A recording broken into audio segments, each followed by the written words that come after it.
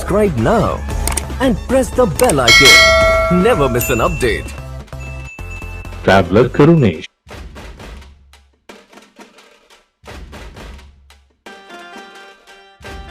नमस्कार दोस्तों अभी मेरी सीरीज चल रही है इस समय चित्रकूट की। चित्रकूट एक ऐसी जगह है, एक ऐसा स्थान है जो कि पूरे भारत में इकलौता ऐसा शहर है जो कि आधा उत्तर प्रदेश की सीमा में और आधा मध्य प्रदेश की सीमा में लगता है। ये पौराणिक दृष्टि से देखा जाए तो बहुत ही पवित्र स्थान है।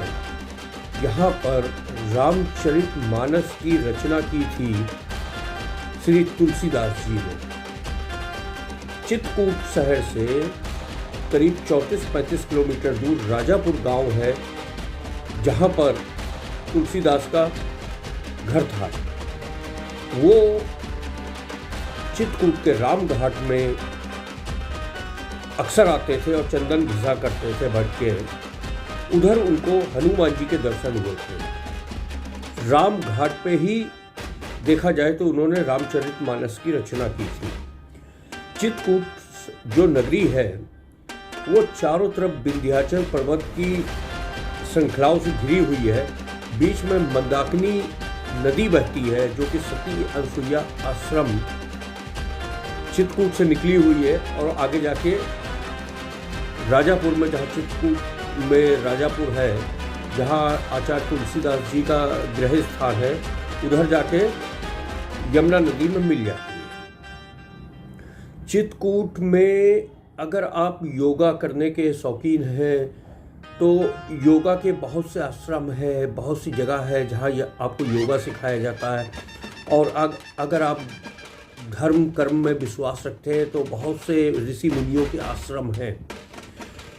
अब चित्रकूट जो है वो जाए कैसे?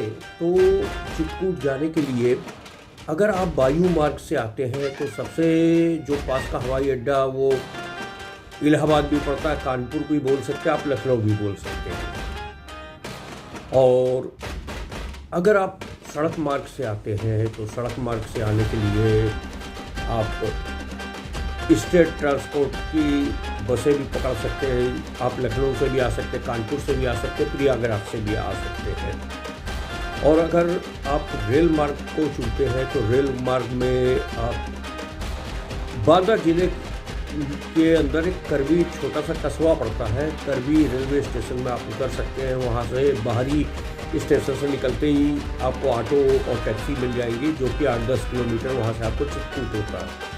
चित्रकूट में रहने के लिए बहुत सी धर्मशालाएँ हैं और बहुत से अच्छे होटल भी हैं जहाँ की आप अपना पहले से भी बुकिंग कर सकते हैं। booking.com और बहुत सी ऐप है जिनके थ्रू आप बुक कर सकते हैं और आ सकते हैं। या आप डायरेक्ट भी आ जाएंगे तो आपको रहने की कोई समस्या नहीं होगी।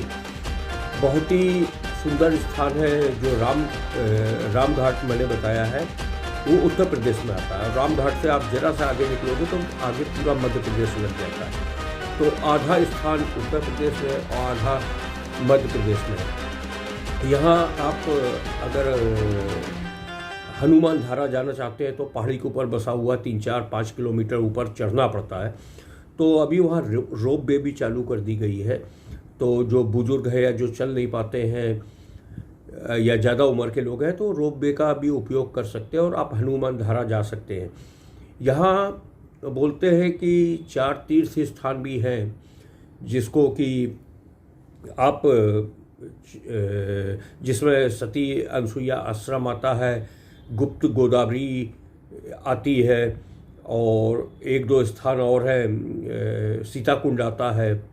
तो इधर आप जाके दर्शन कर सकते हैं। बाकी जैसे हमने हनुमान जी का स्थान बताया है कि हनुमान धारा है, वो भी आता है। फिर राम घाट है जहाँ की आचार्य तुलसीदास जी ने रामचरितमानस की रचना की थी।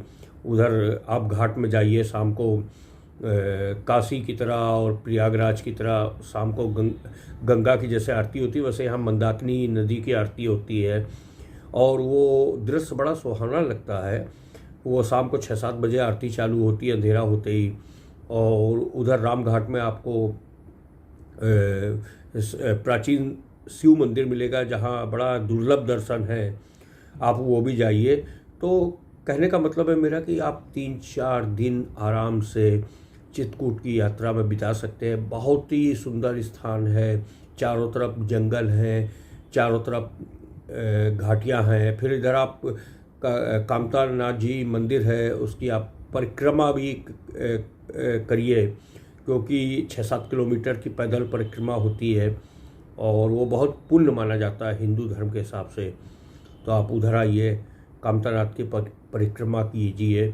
और अगर आप अयोध्या के दर्शन करना चाहते हैं, जैसे अयोध्या जाते हैं, तो आप एक बार चित्रकूट के भी करिए, क्योंकि 14 में से 11 वर्ष अपने वनवास के प्रभु राम ने इधर ही बिताए थे। जय श्री राम।